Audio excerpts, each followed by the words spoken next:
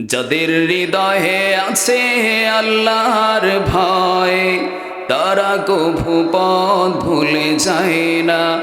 আল্লাহর প্রেম ছাড়া এই দুনিয়ায় কারো কাছে কোনো কিছু চায় না, কারো কাছে কোনো কিছু চায় না।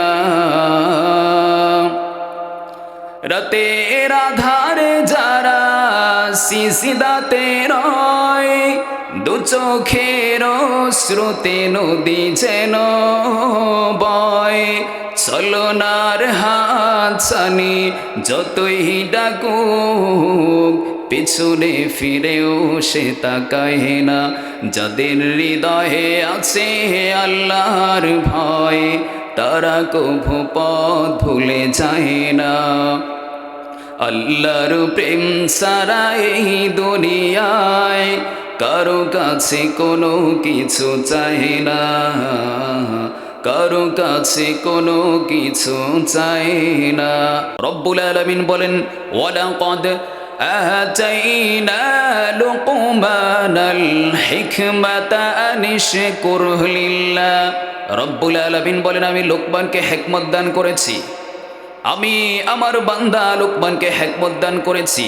আনিশকুর লিল্লাহ, লোকমান তোমাকে যে আমি আল্লাহ হিকমত দান করলাম, নিয়ামত দান করলাম, এজন্য তুমি লোকমান আমার শুকরিয়া আদায় করো।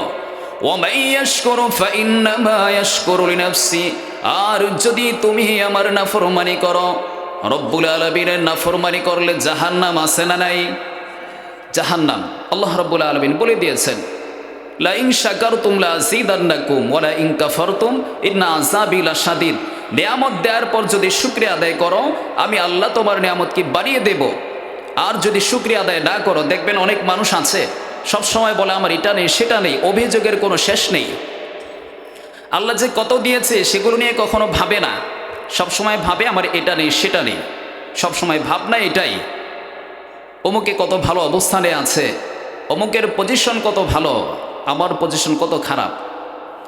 এজন্য আল্লাহ রাসূল বলেছেন, তুমি সব সময় তোমার চেয়ে নিচু অবস্থানে যে আছে তার দিকে লক্ষ্য করবে, তাহলে তুমি আল্লাহর শুকরিয়া আদায় করতে পারবে। আর যদি তোমার চেয়ে উঁচু অবস্থানে যে আছে তার দিকে তাকাও, তাহলে তোমার কাছে মনে হবে তোমার কিছুই নাই, তুমি আল্লাহর শুকরিয়া আদায় করতে পারবে না। তো লুকমান আলাইহিস সালামকে আল্লাহ রাব্বুল আলামিন হিকমত দান করেছেন। এখন এই হিকমত দিয়ে হযরত লুকমান আলাইহিস সালাম তার সন্তানকে উপদেশ দিচ্ছেন। হযরত লুকমান আলাইহিস সালাম সর্বপ্রথম তার সন্তানকে উপদেশ দেওয়া শুরু করেছেন, ইয়া বুনাইয়া লা তুশরিক বিল্লাহ। রব্বুল আলামিন পবিত্র কোরআনের মধ্যে লুকমানের কথাগুলো তুলে ধরেছেন।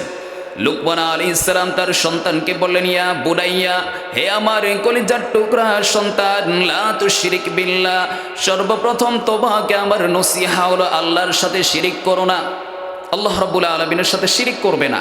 এটা হচ্ছে সর্বপ্রথম নসিহা, প্রথম উপদেশ।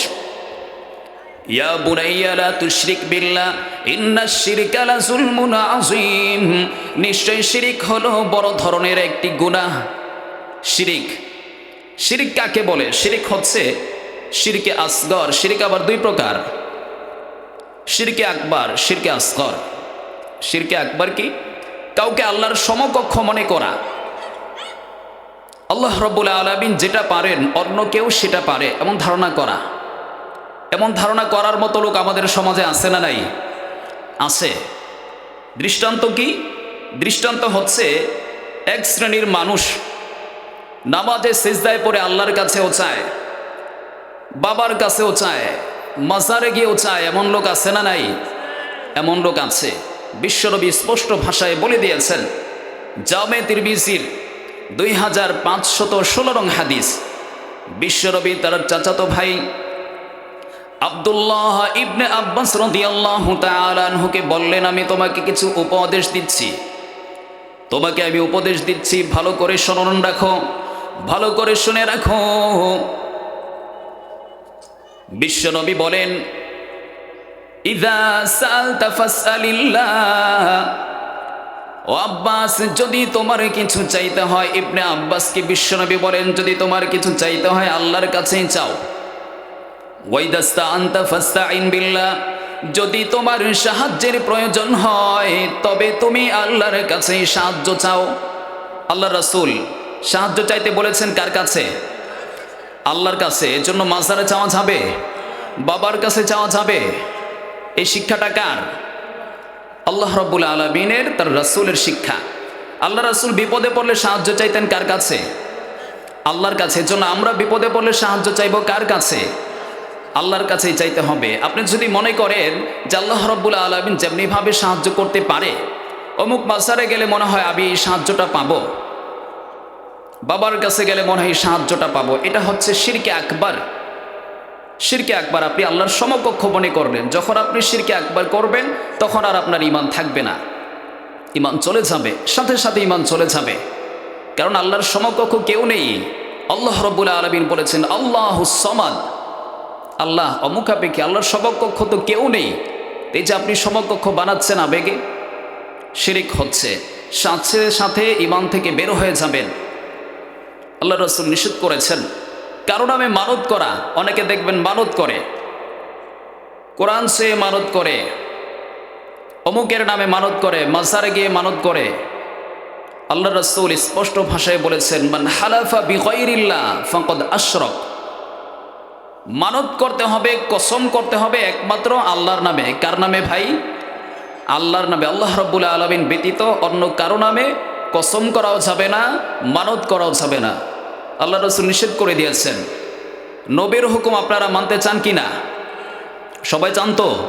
তো নবীর হুকুম যদি মানতে চান তাহলে আল্লাহ রাব্বুল আলামিন ব্যতীত অন্য কারো নামে কসম করা যাবে না, আল্লাহ রাব্বুল আলামিন ব্যতীত অন্য কারো নামে মানত করা যাবে না।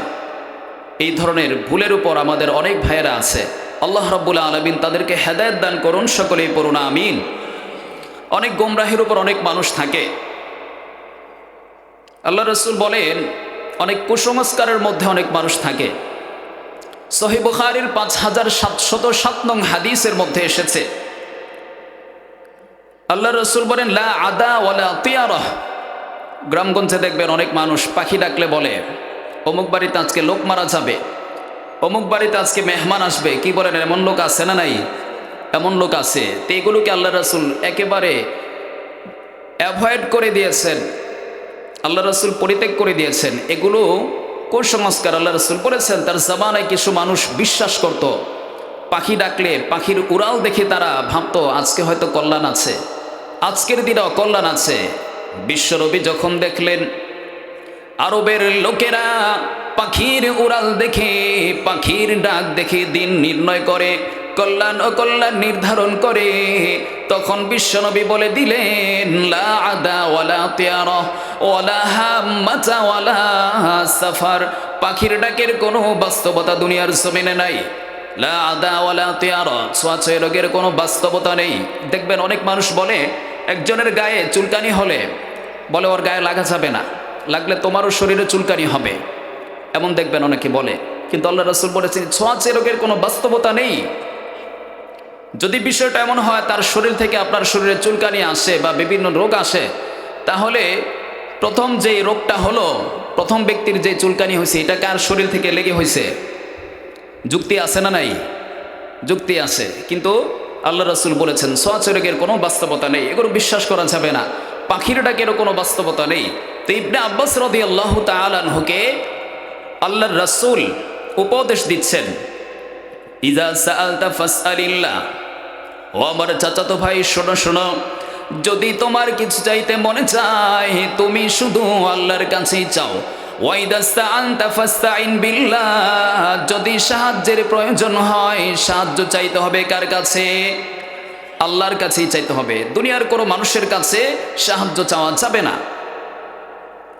তার উপর বিশ্বনবী বলেন ইন্নাল উম্মাতা লাউ ইজতামাআত আলা ইয়ানফাউকা লাম ইয়ানফাউকা বিশাইইন। বিশ্বনবী বলেন ও আমার সাহাবীরা শোনো শোনো, দুনিয়ার সকল মানুষগুলো ঐক্যবদ্ধ হয়েও যদি তোমার কোনো উপকার করতে চায়, লাম ইয়ানফাউকা বিশাইইন, তোমার তারা বিন্দু পরিমাণ উপকার করতে পারবে না। অল্টারনেটিভ দিক থেকে আল্লাহর রাসূল বলেন ওয়ালাউ ইজতামাউ আলা আন ইয়াদুররুকা বিশাইইন লাম ইয়াদুররুক দুনিয়ার সকল মানুষ ঐক্যবদ্ধ হয়ে যদি তোমার কোনো ক্ষতি করতে চায়, তারা তোমার বিন্দু পরিমাণ ক্ষতিও করতে পারবে না। ইল্লা ক্বাদ কাতাবাল্লাহু লাক, রব্বুল আলামিন তোমার ভাগ্যে যতটুকু লিখে রেখেছেন ততটুকুই করতে পারবে। হাদিস থেকে কি বলছিলেন? দেখবেন অনেক মানুষ একজন মানুষের পিছনে লেগে যায়, বিরোধিতা শুরু করে দেয়। ভালো কাজ করলেই বিরোধিতা আছে না নাই? সবাই বলেন আছে না নাই? ভালো কাজ, আপনি ভালো হয়ে চলবেন, আপনি নামাজ শুরু করবেন, দেখবেন বলবো দরবেশ হয়ে গেছে, দরবেশ বাবা। ভালো হলে কেমনে? এসকাল প্রশ্ন। একজন মানুষ অপরাধী সমাজে নিরপরাধ থাকাটাই হচ্ছে সবচেয়ে বড় অপরাধ। কি বলেন, ঠিক কিনা? বুঝতেছেন? সবাই মদ খায়, গাঁজা খায়, সিগারেট খায়। এখন আপনি এগুলো কেন খান না? এটাই হচ্ছে আপনার সবচেয়ে বড় অপরাধ।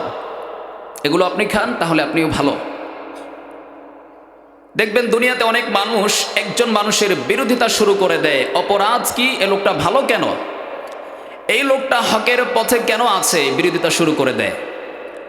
হকের পক্ষে যে ব্যক্তি থাকে তাকে সাহায্য করে কে? আল্লাহ রাব্বুল আলামিন যদি কাউকে সাহায্য করে, তার আর কোনো কিছুর দরকার আছে? কিছু দরকার নেই। সমালোচনা যারা করে, পিছু যারা নেই, এগুলো সবসময় পিছিয়ে পড়ে থাকে। আর আমার ভাই, সমালোচনা কারা করে বলেন তো? যাদের যোগ্যতা নেই। কি বলেন, ঠিক কিনা? যেগুলোর যোগ্যতা নেই এগুলোই পেছনে হেঁটে হেঁটে সমালোচনা করে, একজন মানুষের ক্ষতি চায়। যারা এই সমস্ত চিন্তা ভাবনা লালন করেন, ভালো করে শুনে রাখেন, আল্লাহর রাসূলের হাদিস জামে তিরমিজির 2516 নং হাদিস, আল্লাহ রাসূল স্পষ্ট বলে দিয়েছেন, ইন্নাল উম্মাতা লাউ ইজতামাআত। ও আমার সাহাবীরা শোনো, ভালো করে শুনে রাখো। বিশ্বনবী বলেন, ভালো করে শুনে রাখো, দুনিয়ার সকল মানুষ ঐক্যবদ্ধ হয়েও যদি তোমার কোনো উপকার করতে চায়, লাম ইয়ানফাউক, তারা তোমার বিন্দু পরিমাণ উপকার করতে পারবে না।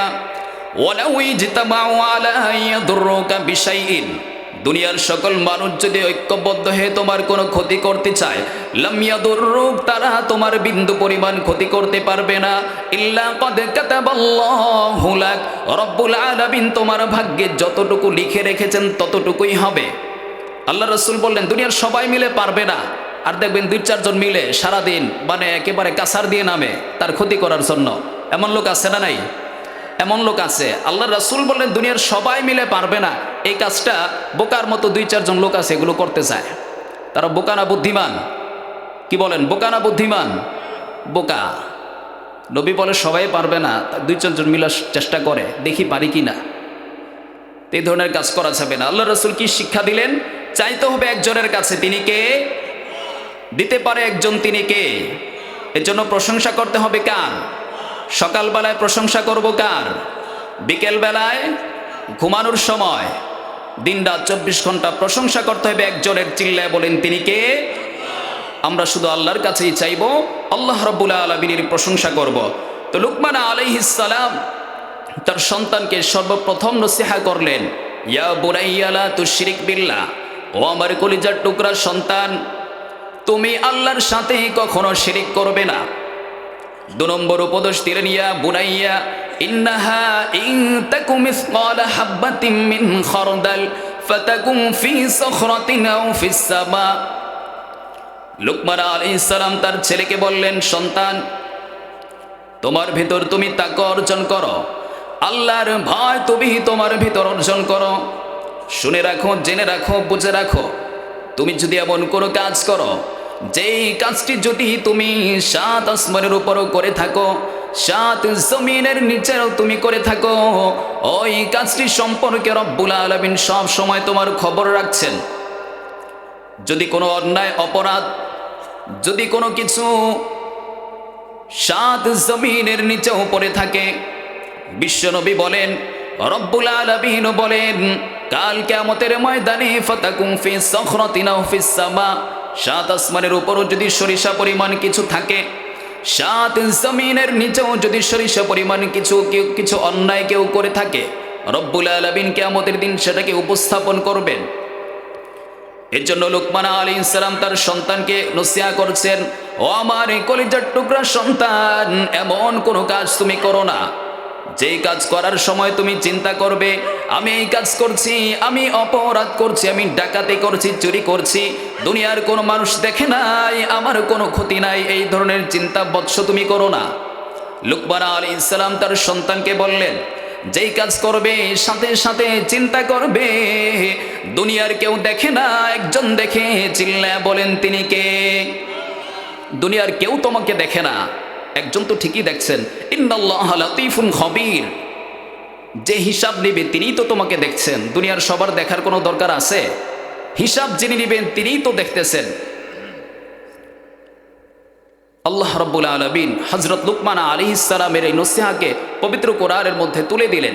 লুকমান আলাইহিস সালাম ছিলেন কুচকুচি কালো, মানুষের মর্যাদা আল্লাহর কাছে, আল্লাহ রাব্বুল আলামিনের কাছে মানুষের মর্যাদা সৌন্দর্যে বাড়ে না।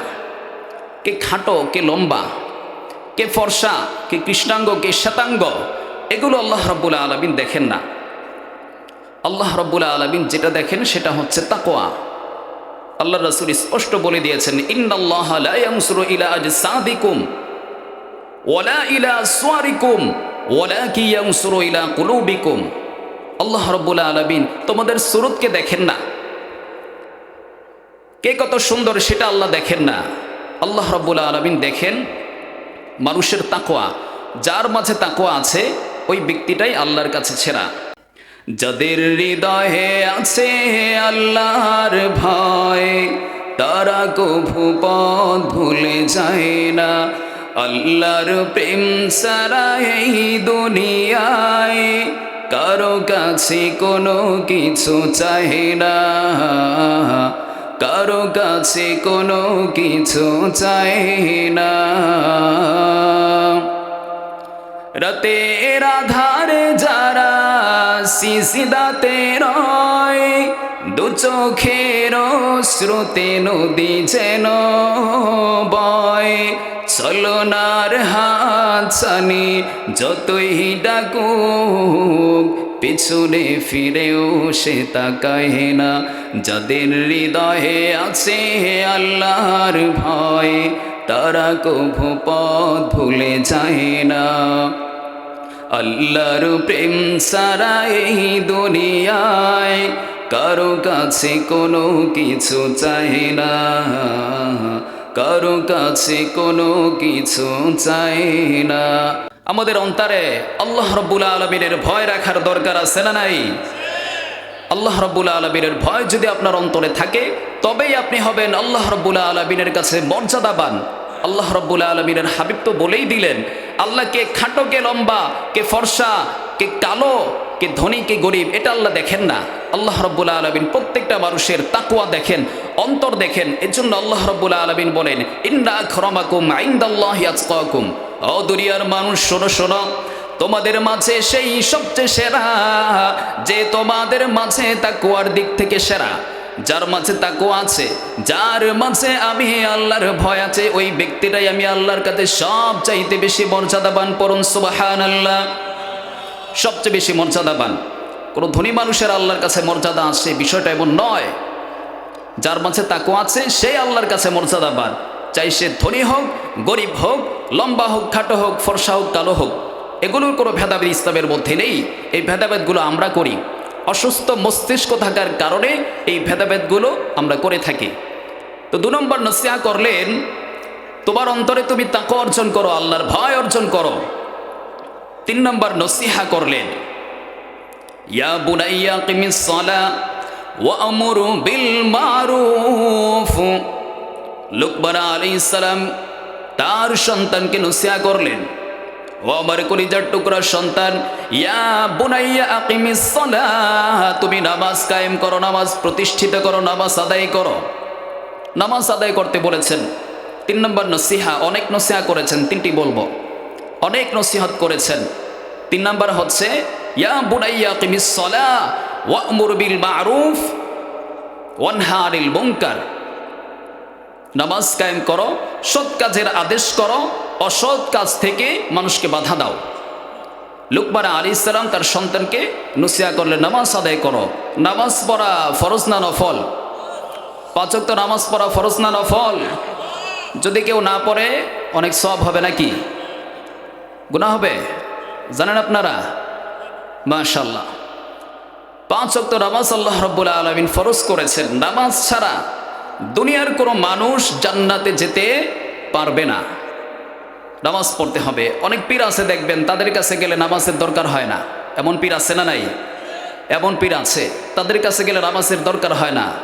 কিন্তু আল্লাহ রাব্বুল আলামিন বলে, বান্দা নামাজ ছাড়া তুমি জান্নাতে যেতে পারবে না। সূরা মুদ্দাসসিরের মধ্যে আল্লাহ বলে দিয়েছেন, বেনামাজিরা জাহান্নামে যাবে। ফেরেশতারা জিজ্ঞেস করবে, মা সালাকাকুম ফি সাকার, কেন জাহান্নামে এসেছো? বলবে, লাম নাকু মিনাল মুসাল্লিন, আমরা মুসল্লি ছিলাম না, নামাজ পড়তাম না আমরা, এই জন্য আজকে জাহান্নামে আসছি। তো নামাজ না পড়লে যে জাহান্নামে যেতে হবে, কোরআনে আছে না নাই? কোরআনের মধ্যে আছে, হাদিসে আছে না নাই? জামে তিরমিজির 413 নং হাদিস, বিশ্বনবী বলেন, ইন্না আউওয়ালা মা ইউহাসাবু বিহিল আবদু ইয়াউমাল কিয়ামাতি আস-সালাহ।